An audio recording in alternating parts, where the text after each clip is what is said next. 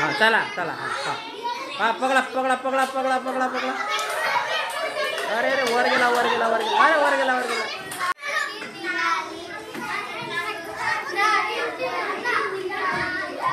बघा रे उंट उंट बघा रे.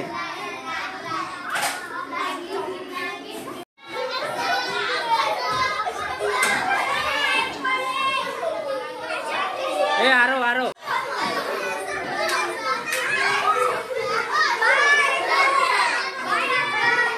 दर्शना दर्शना तू या पुढे.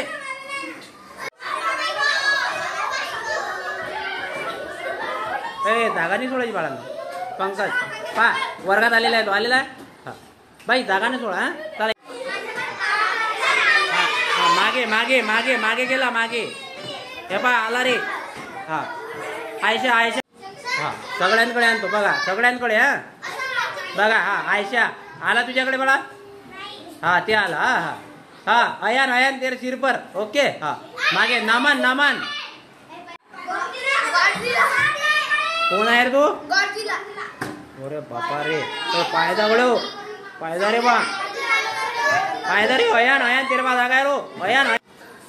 चला प्रत्येकाला आणतो मी आता लक्ष द्या. एका एका तुला आता पुन्हा. हां हां चला वंश आली बाबू. हां चला हां हो तुझ्याकडे. हां हां तुझ्याकडे पण आला पाहून घे.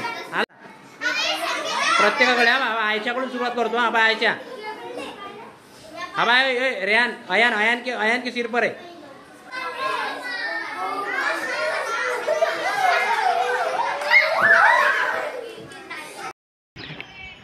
मी राजेश वासुदेव कोगदे सहाय्यक अध्यापक जिल्हा परिषद मराठी उच्च प्राथमिक शाळा कदमापूर या ठिकाणी कार्यरत आहे. या ठिकाणी गुगलच्या माध्यमातून मी गुगल AI एज्युकेटर हा कोर्स पूर्ण केलेला आहे.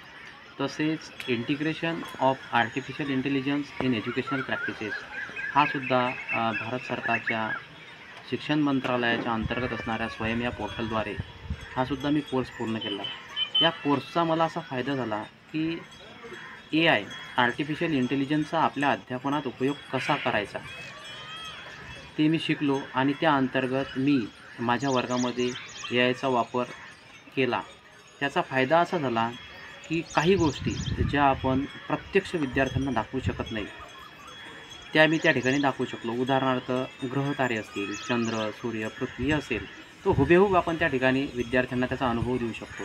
तसेच समुद्रातील काही प्राणी असतील त्या प्राण्यांचासुद्धा आपण त्या ठिकाणी विद्यार्थ्यांना प्रत्यक्ष अनुभव देऊ शकतो. यामुळे आपलं जे अध्यापन होते ते अध्यापन अधिक रंजक होते आणि विद्यार्थ्यांना अध्ययनाची गोडी लागते. विशेषतः जेवढे काही विषय आहेत त्या विषयामधल्या ज्या क्लिष्ट गोष्टी अशा वाटतात आणि त्या आपण विद्यार्थ्यासमोर प्रत्यक्ष उपस्थित करू शकत नाही त्या विद्यार्थ्यांना आपण आभासी पद्धतीने त्या गोष्टींचा अनुभव देऊ शकतो. तर या ठिकाणी अशा प्रकारे आपण जर या बाबींचा आपल्या अध्यापनात उपयोग केला तर आपलं अध्यापन अतिशय रंजक होऊ शकते आणि विद्यार्थ्यांनासुद्धा एक वेगळा अनुभव आपण या निमित्तानं देऊ शकतो.